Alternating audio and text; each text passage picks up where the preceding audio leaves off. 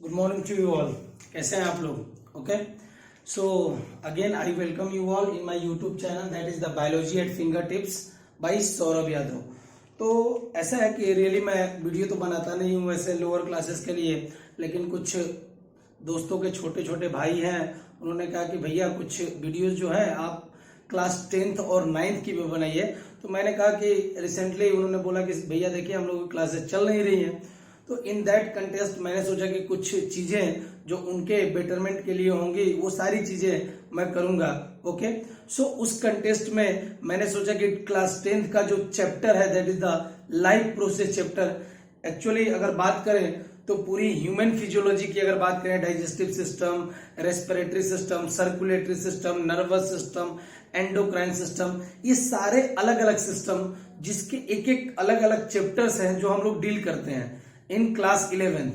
लेकिन जो ये लाइफ प्रोसेस एक जो फर्स्ट चैप्टर है इन क्लास 10th में, that is chapter first that is life process, it has been given. और ये बड़ा इंपॉर्टेंट चैप्टर है whenever you are in class 10th, not in 11 and 12। so जब आप क्लास 10th में हैं तो जो पहला और सिंपल और अच्छा टॉपिक जो दे रखा है that is the life process, what we call it life process. तो बिना टाइम वेस्ट किए हुए चलते हैं और देखते हैं, और इंटरेस्टिंग तरीके से सोचूंगा कि इसको भी अच्छे तरीके से आपको पढ़ा पाऊं ताकि आपको अच्छा लगे, और वीडियो को लाइक एंड सब्सक्राइब करते रहिएगा। चलिए देखते हैं, what do you mean by life process.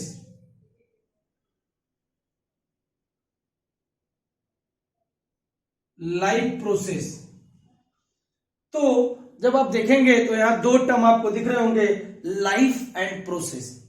Simply अगर किसी के अंदर में लाइफ है तो दिस मीन्स वो क्या है, लिविंग है। सबसे पहली बात तो आपको ये ध्यान रखनी होगी, life is simply related to the living. और पूरी biology study of living organism is known as biology. Bio simply means होता क्या है, लिविंग। तो यहां पे जैसे मैं भी एक लिविंग ऑर्गेनिज्म हूं, आप भी एक लिविंग ऑर्गेनिज्म हो, जो आप बैठ के वीडियो देख रहे होंगे, हो या ना हो आप डिसाइड करिएगा। एक्चुअली यू आर हो, है आप, बेसिकली आप एक लिविंग ऑर्गेनिज्म हो। तो जब आप एक लिविंग ऑर्गेनिज्म हो तो बहुत सारे प्रोसेसेस अकर होते हैं किसी भी लिविंग ऑर्गेनिज्म को लिविंग रखने के लिए। फॉर एग्जाम्पल, जैसे आप अगर जिंदा रहना चाहते हैं तो you have to take food, this means आपको फूड खाना पड़ेगा, फिर उसका डाइजेशन होगा। अगर आपको जिंदा रहना है तो most important thing, you have to respire, you have to breathe, you have, ये सारी चीजें, यानी कि अगर बात करेंगे तो ब्रीदिंग हो गया, एक्सचेंज ऑफ गैसेस, रेस्पिरेशन हो गया। और अगर मान ले जैसे पूरी बॉडी में वेस्ट भर गया तभी भी आप ये डैमेज कर सकता है, तो ये एक प्रोसेस होता है जिसके द्वारा सारा वेस्ट मटेरियल रिमूव होता है थ्रू द एक्सक्रीशन सिस्टम। तो ये जो सारे सिस्टम है, circulatory system, excretory system, respiratory system, digestive system, each and every, and the most important thing that is reproduction is also a type of process। so reproduction एक ऐसा process है जिसमें हम अपनी प्रोजेनी को इंक्रीज करते हैं और प्रोजेनी को गिव करते हैं बर्थ, और जब बर्थ करते हैं तो उनमें स्लाइटली वेरिएशन आता है, और यही वेरिएशन जब लॉन्ग ड्यूरेशन तक चलता है तो क्या लाता है, नई स्पीसीज का फॉर्मेशन होता है, that is known as speciation. तो सिंपल सा टर्म है that is life process. Life process simply means ऐसे प्रोसेस जिनकी वजह से कोई एक ऑर्गेनिज्म लिविंग कहलाता है, वही सारे प्रोसेसेस को ऐड करके ही क्या बोला जाता है, life processes. So the definition is that life process are processes undergoing in living organism, in any living organism to sustain their life। यानी जितने भी प्रोसेसेस जो किसी भी एक ऑर्गेनिज्म के अंदर में हो रहे हैं ताकि वो जिंदा रह सके, सस्टेन मतलब अपने आप को जिंदा रख सके, उसी सारे प्रोसेसेस को बोला जाता है लाइफ प्रोसेसेस। सो एग्जाम्पल, जो लाइफ प्रोसेसेस के जो एग्जाम्पल हम लोगों को पढ़ने होते हैं और या जो लाइफ प्रोसेसेस होते हैं हमारे जीवन में, वो बेसिकली क्या क्या हो सकते हैं? रिप्रोडक्शन हो सकता है, रेस्पायरेशन हो सकता है, डाइजेशन हो सकता है, सर्कुलेशन हो सकता है, फिर ग्रोथ हो सकती है। सो ये जितने भी प्रोसेसेस हैं, respiration, reproduction, digestion, circulation, excretion, ये जितने भी प्रोसेसेस आप देख रहे हैं, ये सारे प्रोसेसेस कोई ना कोई एक लिविंग ऑर्गेनिज्म परफॉर्म करता है, चाहे वो सिंगल सेल का बना हुआ हो या मल्टीपल सेल का बना हुआ हो। तो अगर वो लिविंग है तो उसके अंदर में ये सारे प्रोसेसेस होते हैं, चाहे वो असेक्सुअल रिप्रोडक्शन हो, सेक्सुअल रिप्रोडक्शन हो, इससे कोई फर्क नहीं पड़ता है। लेकिन reproduction, respiration, digestion, absorption, circulation, excretion, all these activities are usually performed by any living organism. Note this point. So life processes ऐसे processes होते हैं जो किसी भी लिविंग ऑर्गेनिज्म को अपनी लाइफ सस्टेन करने में मदद करते हैं। और कौन कौन से लाइफ प्रोसेसेस हो सकते हैं? Reproduction, respiration, digestion, circulation, growth, excretion, absorption, etcetera.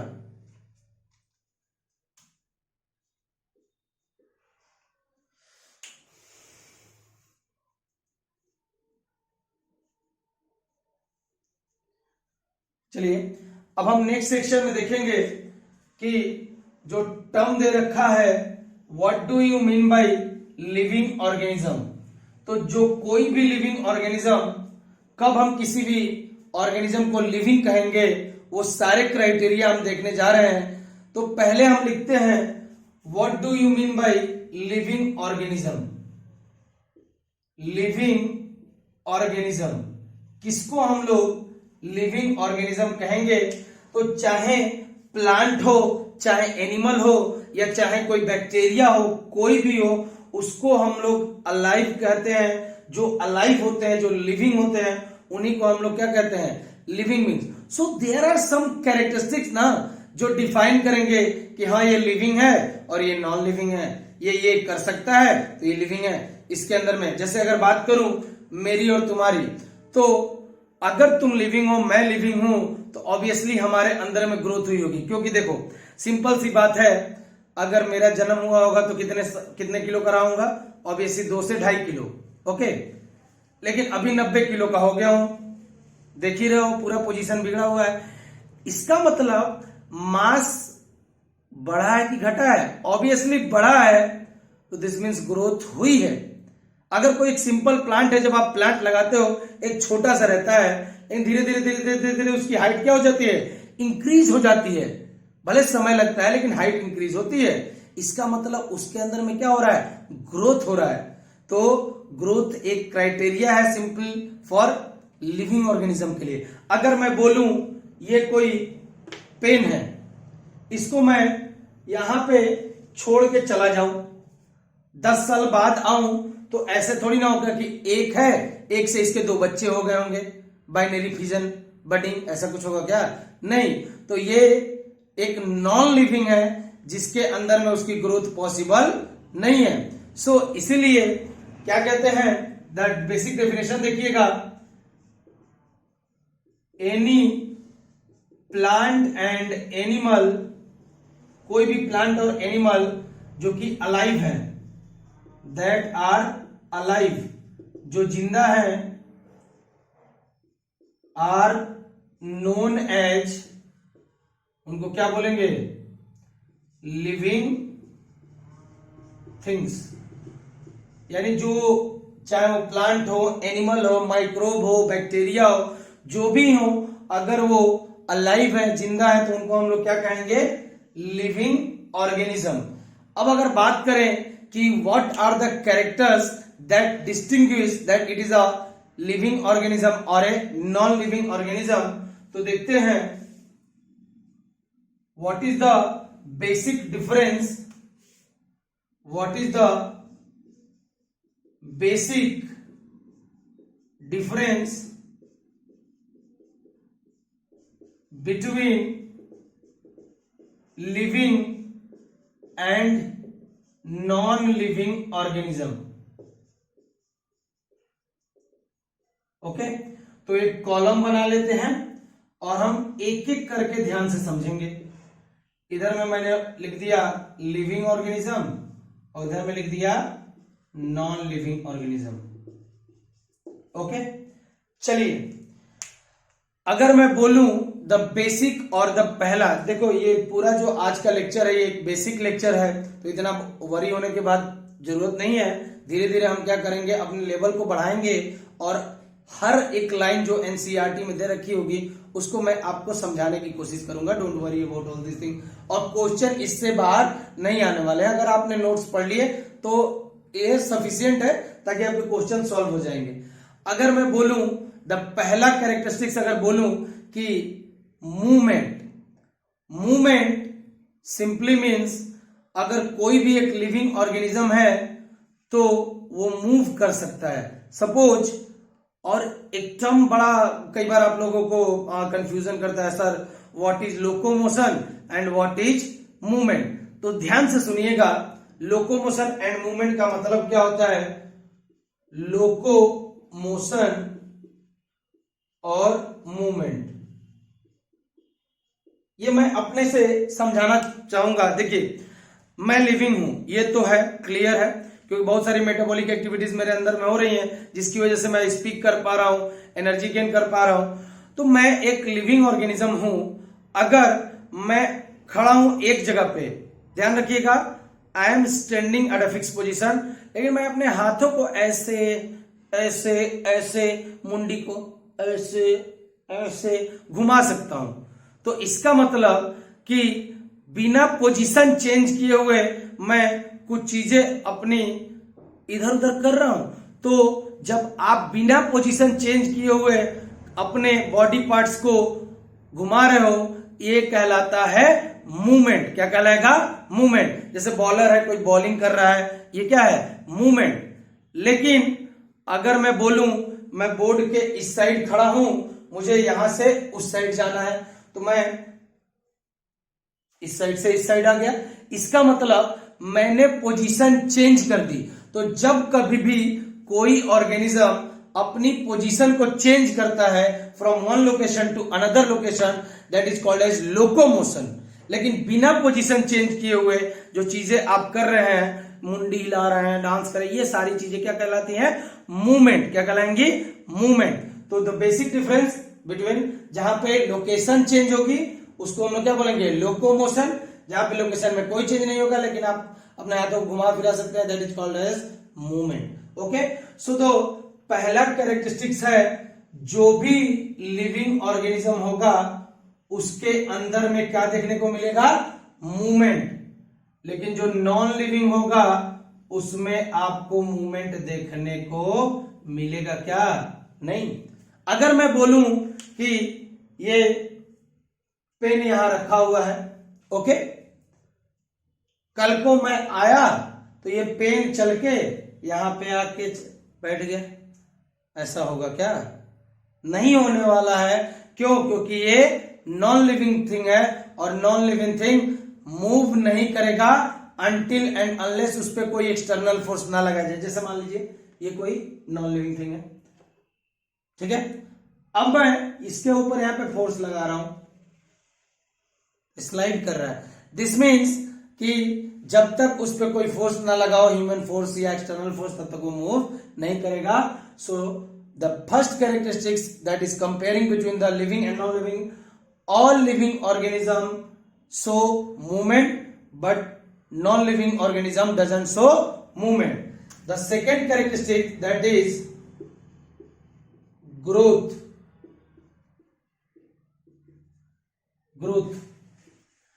So अगर बात करेंगे दूसरे कैरेक्टरिस्टिक्स की, ग्रोथ की बात करोगे तो देखिए जितने भी लिविंग ऑर्गेनिज्म है, जैसे अगर मैं बात करूं, अपनी बात करता हूं, तो मेरी हाइट की ग्रोथ को लेकर चलते हैं। तो जनरली जब मैं स्टार्ट किया होगा या मेरा जन्म हुआ होगा तो बहुत ही छोटा रहा होगा, फ्यू सेंटीमीटर का रहा होगा, लेकिन अब लगभग कितना 145 150 सेंटीमीटर का अभी हूं। उस समय 2-4 सेंटीमीटर, 4-5 या 10 सेंटीमीटर का रहा होगा, ऑब्वियसली इससे ज्यादा नहीं रहा होगा। लेकिन आज मैं सेंटीमीटर में हाइट अगर नापोगे तो लगभग एक 160 के आसपास है। इसका मतलब ग्रोथ हुई है। अगर मैं बात करूं वेट के टर्म्स में बात करूं तो भैया उस समय वेट काफी 2-2.5 किलो था, इस समय 80-90 किलो है, तो भी ग्रोथ हुई है। तो दैट्स वाई अगर ग्रोथ हुई है तो मैं एक क्या हूं, लिविंग ऑर्गेनिज्म हूं। लेकिन ग्रोथ कभी भी नॉन लिविंग ऑर्गेनिज्म में नहीं होती है।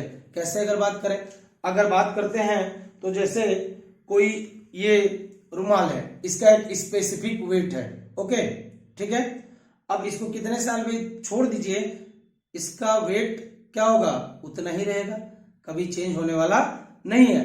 सिमिलरली अगर मैं बोलूं ग्रोथ के सेंस में अगर बोलूं तो कंपैरिजन की बात करेंगे तो जैसे मान लीजिए कोई लकड़ी है जिसको आपने काट के पेड़ से अलग कर दिया, ठीक है, कुछ समय बाद गए तो भी वो उतनी ही बड़ी रहेगी, 10 साल बाद गए तो भी इतनी ही बड़ी रहेगी।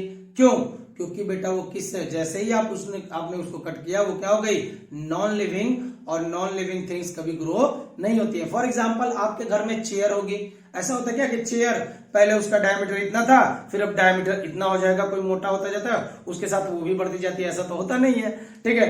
तो सेम डायमीटर रहने वाला है, यानी नॉन लिविंग थिंग्स में ग्रोथ नहीं होती है। स्पेसिफिकली अगर बात करें तो टर्म कभी कभार पूछ लिया जाता है कि प्लांट और एनिमल्स में से, तो ध्यान रखिएगा, ध्यान से सुनिएगा, प्लांट में growth through out the life चलती रहती है, लेकिन एनिमल्स की बात करोगे, चाहे हम हैं, एक सर्टेन हाइट तक जाने के बाद हमारी ग्रोथ रुक जाएगी, ठीक है। फिर अगर बफेलो की बात करो, काऊ की बात करो, वो भी एक सर्टेन एज तक जाते जाते उनकी हाइट रुक जाती है, यानी ग्रोथ रुक जाती है।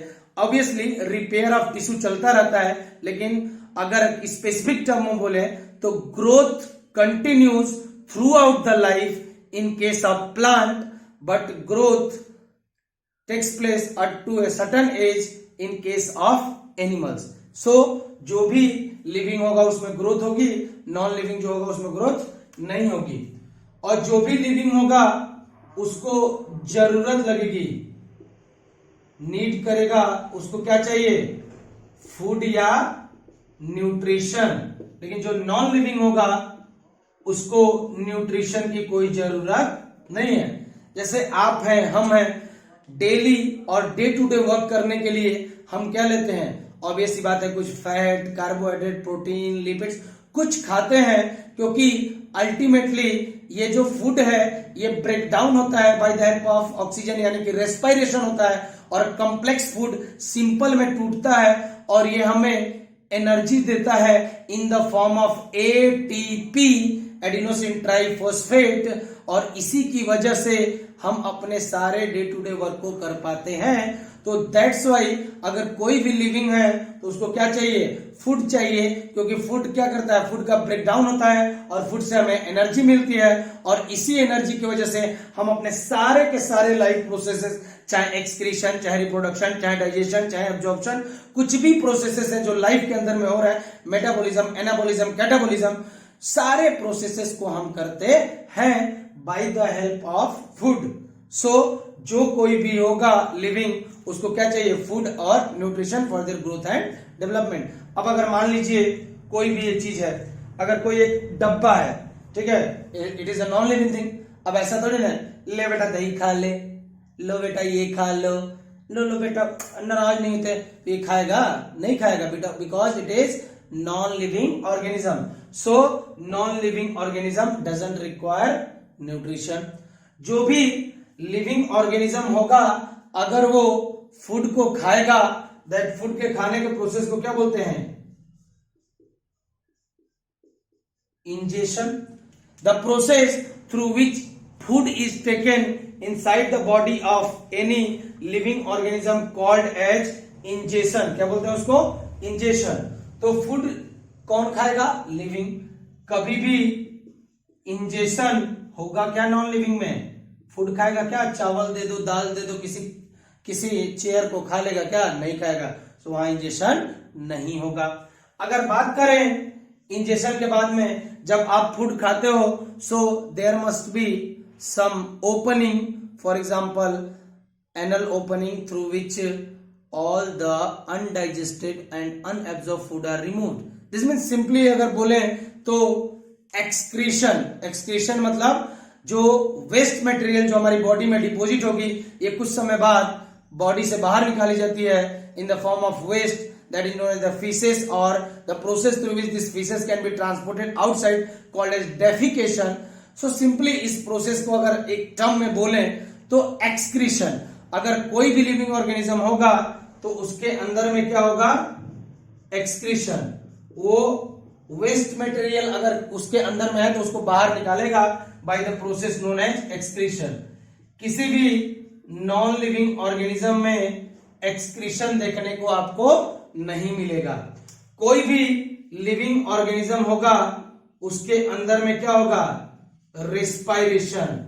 लेकिन कोई भी नॉन लिविंग ऑर्गेनिज्म होगा वहां रेस्पायरेशन नहीं होगा।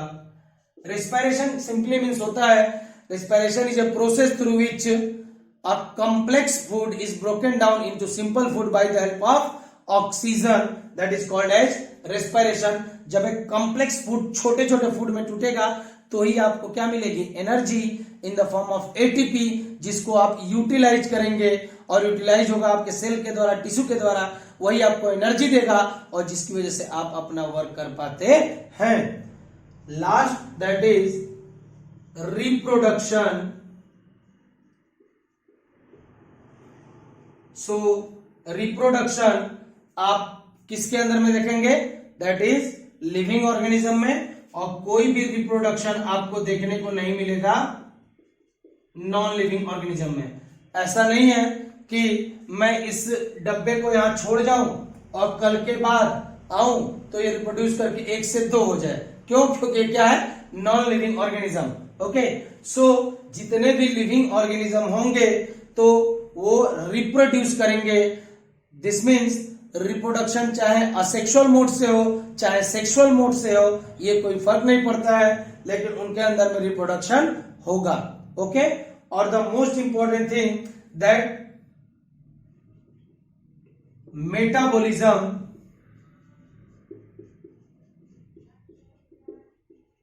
कोई भी लिविंग ऑर्गेनिज्म होगा तो उसके बॉडी के अंदर में बहुत सारे केमिकल रिएक्शन एक साथ चलते हैं। उन सारे केमिकल रिएक्शन को the sum total of all the chemical reaction that is taking place in our body, for example digestion, absorption, respiration, इन सबको मिला दोगे तो उसको बोला जाता है क्या? Metabolism. So the sum total of all the chemical reaction, note down, the sum total of all the chemical reaction that is taking place in a body of a living organism called as metabolism.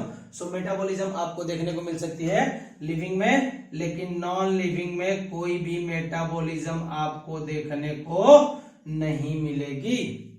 Okay, note कर ले each and every point, what is the difference between living and non living, note कर लें।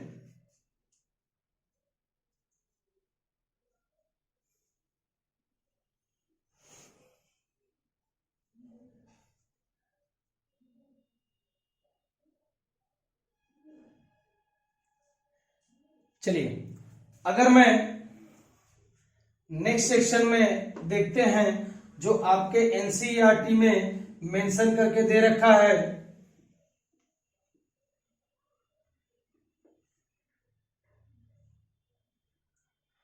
कि किसी भी organism में ये जानना है कि ये ऑर्गेनिज्म लिविंग है कि नॉन लिविंग है। सपोज करो जैसे मैं अभी यहां बोल रहा हूं और बोलते बोलते अचानक से हार्ट अटैक पड़ा और मैं नीचे धड़ाम से गिर गया।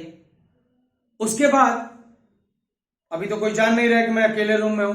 कुछ समय बाद मेरे घर वाले आए और अचानक से मुझे देखे गिरा हुआ, तो वो सबसे पहले क्या करेंगे? तो सबसे पहले वो मुझे हिलाएंगे डुलाएंगे वो मुझे मूव करने की कोशिश करेंगे कि ये मूवेबल है कि नहीं है, यानी उसकी बॉडी पार्ट्स मूव कर रहे नहीं। और एटलीस्ट अगर आप देखोगे कोई आपके घर में बुढ़ा व्यक्ति होगा यानी कि ओल्ड मैन होगा तो ऐसा लगेगा चल दिए, लेकिन चले नहीं।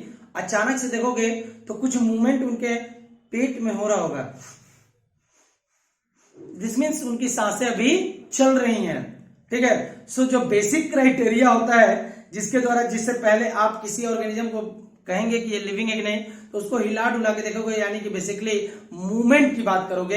अगर कोई भी ऑर्गेनिज्म मूव कर रहा है, अपने पार्ट्स को हिला डुला रहा है, दिस मीन्स वो क्या है, लिविंग है। जैसे कहीं भी कोई कुत्ता है, अचानक से आपने देखा कि कुत्ता हिल डुल नहीं रहा, तो हिल डुल नहीं रहा इसका मतलब वो क्या हो गया, लिविंग से किस में कन्वर्ट हो गया, नॉन लिविंग में। नहीं, ऐसा नहीं है, कई बार ऐसे सो जाते हैं कुत्ते किसी को धोखा देने के लिए, लेकिन अल्टीमेटली अगर बोलोगे कि कोई मरता है तो उसके बाद उसके बॉडी पार्ट्स मूव करते हैं क्या, नहीं करते हैं। तो जब वो बॉडी पार्ट्स उसके मूव नहीं कर रहे हैं, दिस मीन्स वो लिविंग से क्या हो गया, नॉन लिविंग हो गया है। यानी जो बेसिक क्राइटेरिया और सिंपल क्राइटेरिया होता है किसी को पहचानने के लिए कि लिविंग है कि नॉन लिविंग, तो पहला हम लोग आइडिया अपनाते हैं movement. Okay, so the line has been given, the major criteria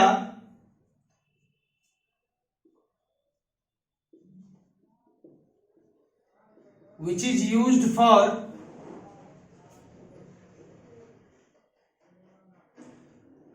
used to decide that whether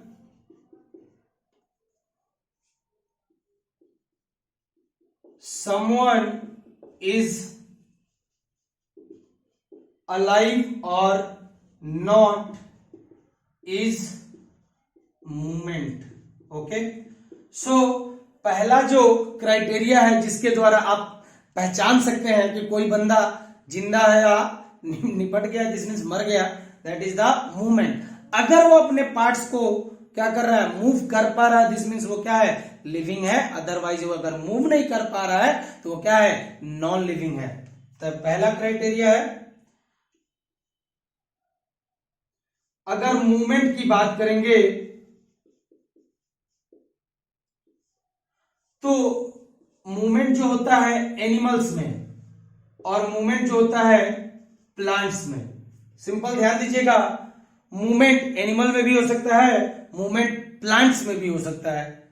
movement अगर एनिमल्स की बात करें, जैसे मान लो मैं यहां खड़ा हूं, अचानक से किसी कुत्ते ने मेरा पीछा किया तो मैं फट से भागा, तुरंत भाग के अपनी लोकोमोशन किया, यानी चेंज किया, भाग रहा हूं। दिस मीन्स कर क्या रहा हूं, अपने हाथों को पैरों को मूव करा रहा हूं, तभी तो भाग पा रहा हूं। यानी मूवमेंट की अगर बात करोगे इन केस ऑफ एनिमल्स बहुत ही क्या होता है, फास्ट। क्या होगा, movement in case of animal is very fast. लेकिन आप अगर प्लांट्स को देखोगे तो आप एक दिन बैठ के देखते रहो, ये प्लांट्स इतना बड़ा है उतना ही बड़ा रहेगा। ऐसा है क्या कि अचानक से इतना बड़ा हो जाएगा, नहीं ना। यानी जो मूवमेंट होता है प्लांट में वो काफी धीरे धीरे धीरे धीरे धीरे बढ़ता है। सो ये पॉइंट बड़ा इंपॉर्टेंट है कि मूवमेंट अगर बात करेंगे एनिमल्स में तो बहुत ही क्या होता है, फास्ट होता है। लेकिन अगर बात करेंगे मूवमेंट की इन केस ऑफ प्लांट, तो प्लांट में मूवमेंट क्या होता है, स्लो होता है। क्या होता है, स्लो होता है। तो मूवमेंट एनिमल्स में आपको आसानी से देखने को मिल सकता है, it can be observe very easily, but in case of plant movement can not be observe.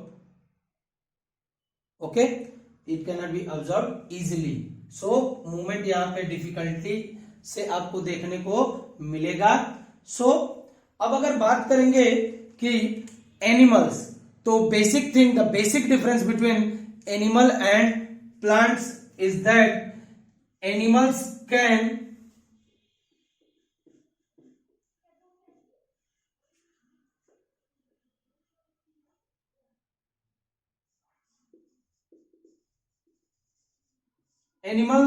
can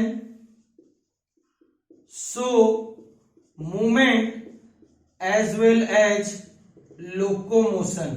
okay, so अगर एनिमल्स की बात करेंगे तो कोई भी एनिमल, जैसे मैं भी एक एनिमल हूं, सोशल एनिमल हूं, मैं अपने इस हाथ को इस तरह से सर्कल वाइज घुमा रहा हूं, तो दिस मीन्स मैं क्या कर रहा हूं, मूव करा रहा हूं, अपने हाथों को क्या करा रहा हूं, मूव। ये मेरा हेड है, इस हेड को मैं क्या करा रहा हूं, मूव करा रहा हूं। सो इन एनिमल्स आप मूवमेंट को भी दे सकते हो, और जब जरूरत पड़ेगी मैं चल के इधर से इधर भी आ रहा हूं और चल के इधर से इधर भी आ रहा हूं। दिस मीन्स जब लोकेशन चेंज हो रही है, जब लोकेशन चेंज होगी, जब लोकेशन चेंज होती है तो उसको हम लोग बोलते हैं लोकोमोशन। क्या बोलेंगे, लोकोमोशन।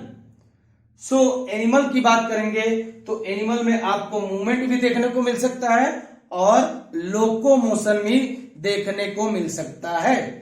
लेकिन अगर प्लांट्स की बात करें, किसकी बात करें, प्लांट्स की बात करें, तो वहां पे मैं लिखता हूं दोनों, लोकोमोशन और movement.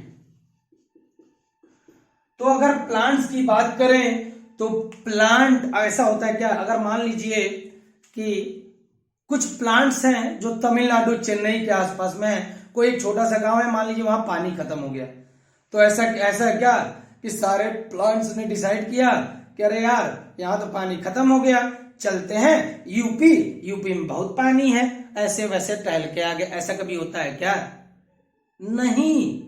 So plants can not change their position, cannot change their location. So in plants locomotion is not seen. Note this point, plants cannot locomote but plants can move. So plants can easily move their body parts, such as plants can move their leaves, such as plants can move their flowers, such as plants can move their shoot, plants can move their branches. So all the types of movements will takes place in the different parts of plant, in the leaf, in the flower, in the shoot, in the branches. But you have to remember one thing, plants never locomote.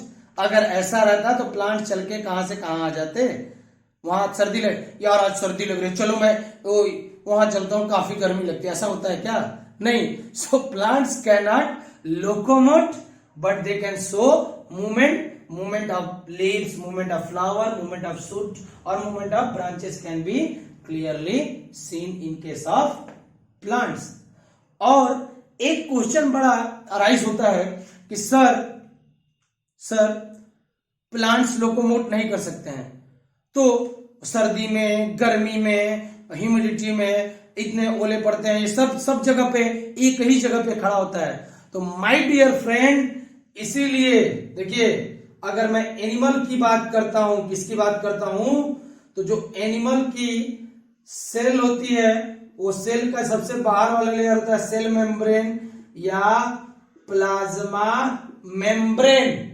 लेकिन अब अगर जब plant की बात करोगे तो plant के अंदर में जो आउटर मोस्ट एक टफ लेयर होती है जो इसको प्रोटेक्ट करती है, कहां से, हाई टेम्परेचर से, हाई ह्यूमिडिटी से, हाई वाटरफॉल और सब चीजों से, जो एकदम हाई है, लो है, इन सब चीजों से बचाने का काम करती है।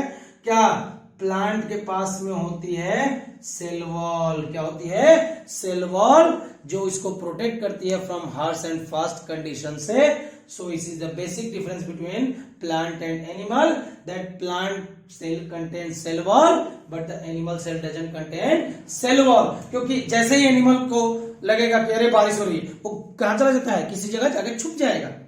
लेकिन ऐसा क्या प्लांट छुप पाता है क्या, नहीं। They have to face that problem and for that they are having cell wall. Okay, note this point.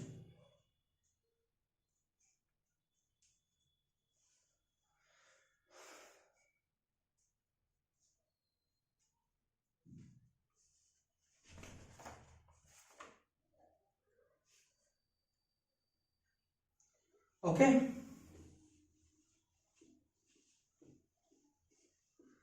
Now the next term which is given, that is nutrition.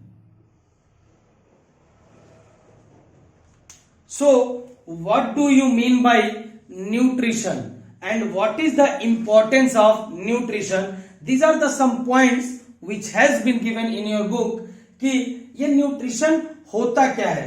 तो न्यूट्रिशन बेसिकली क्या होता है सुनिएगा. न्यूट्रिशन एक ऐसा process है जिसके द्वारा हम फूड को इंजेस्ट करते हैं, यानी फूड को अपने अंदर लेते हैं. फिर जो फूड आप लेते हो जनरली, जैसे रोटी है, कुछ भी है, तो ये बेसिकली क्या होता है, कार्बोहाइड्रेट. एंड इस कार्बोहाइड्रेट में भी बेसिकली अगर बात करो तो एक कॉम्प्लेक्स कार्बोहाइड्रेट होता है. फॉर एग्जांपल स्टार्च हो गया, ये सारी चीजें. अब ये कॉम्प्लेक्स कार्बोहाइड्रेट जैसे ही आप खाते हो, जैसे रोटी है तो क्या रोटी वैसे ही चला जाता है क्या आपके सेल के अंदर? नहीं, ये रोटी जैसे ही आपके माउथ में जाएगी, यहाँ पे मैस्टिकेशन ऑफ फूड होगा, उसको तोड़ा जाता है, छोटे छोटे पार्ट्स में तोड़ा जाता है. फिर उसके बाद इसोफेगस से स्टमक, स्टमक से स्मॉल इंटेस्टाइन, ये सारे जगहों पे जाता है और वहां पे उनका क्या होता है, डाइजेशन होता है. सो सिंपली अगर बात करें, the process through which food is ingested called as ingestion of food.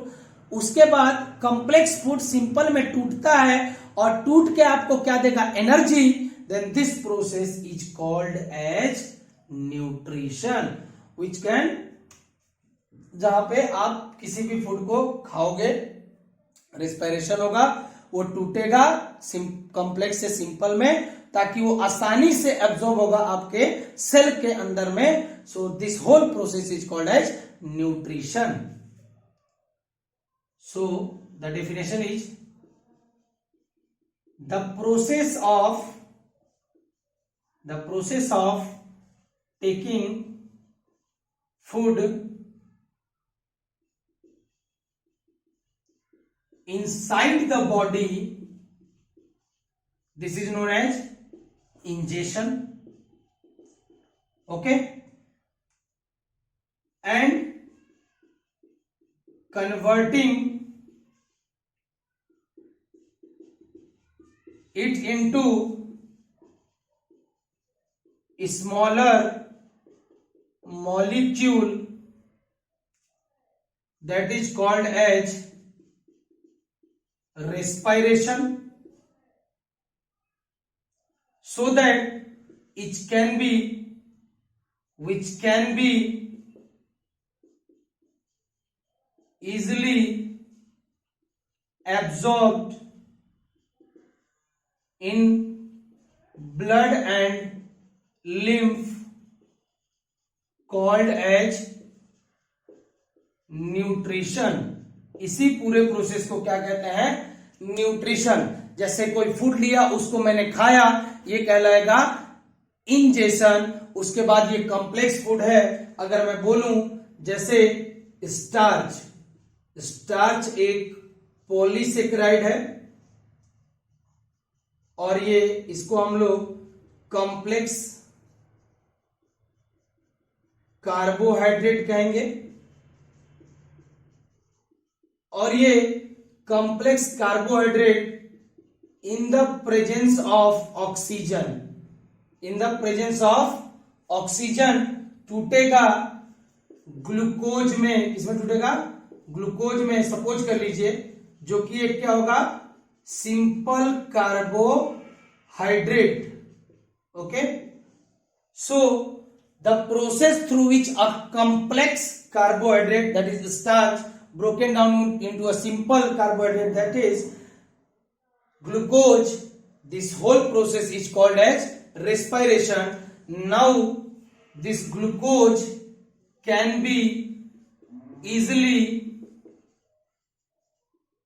absorbed in blood stream. Okay, so this complex food converted into simple food so that it can be easily absorbed into the blood stream, and through the blood stream it will travel to each and every cell. So now absorbed food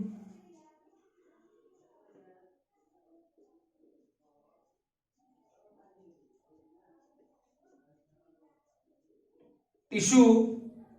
So the absorbed food now it will be transferred to the tissue where it is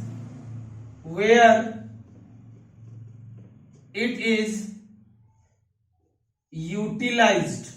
Okay, so first thing, the complex polysaccharide converted into simple, this process is called as respiration, and after that this glucose is easily absorbed in the case of blood stream. This whole process is called as nutrition, and after that, after the absorption, this food is taken by the blood stream or lymph to each and every cell. Now this food is utilized by each and every cell in order to get energy. Then this process is called as, where it is utilized, called as assimilation of food. Called as assimilation of food. Note this point. Absorption simply means the digested food or the complex converted into simple food. This simple food easily taken into the blood or lymph, then it is known as absorption. This is called as absorption. The process through which digested food is taken by the blood stream or lymph stream called as absorption.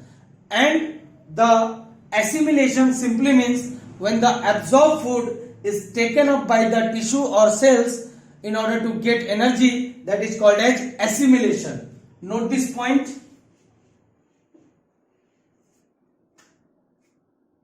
Absorption, because sometimes the difference is asked.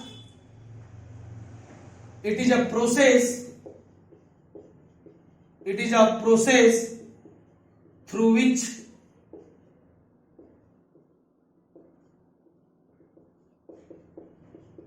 digested, or simply saying that completely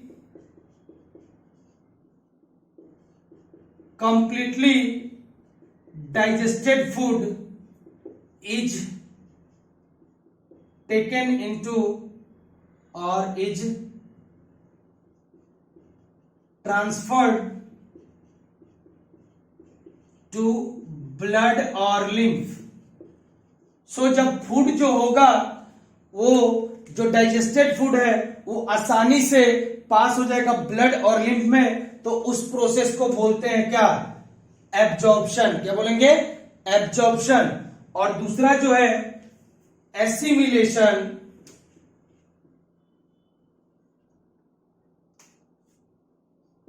assimilation इसका मतलब होगा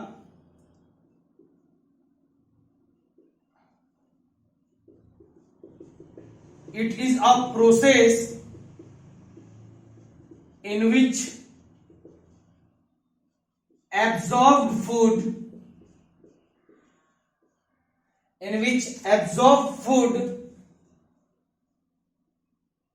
is utilized by tissue for gaining energy.